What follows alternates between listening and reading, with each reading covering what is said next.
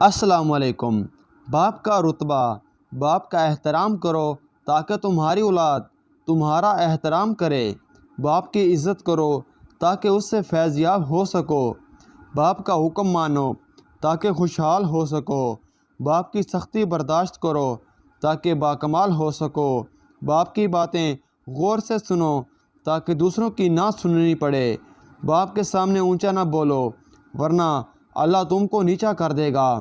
باپ کے سامنے نظریں جھکا کر رکھا کرو تاکہ اللہ تم کو دنیا میں بلند کر دے۔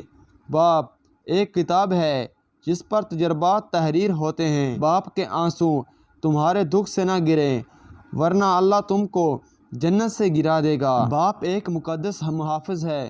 باپ ایک مقدس محافظ ہے جو ساری زندگی خاندان کی نگرانی کرتا ہے۔ ویورز، ہماری ویڈیو اچھی لگے تو چینل کو سبسکرائب ضرور کر دیں۔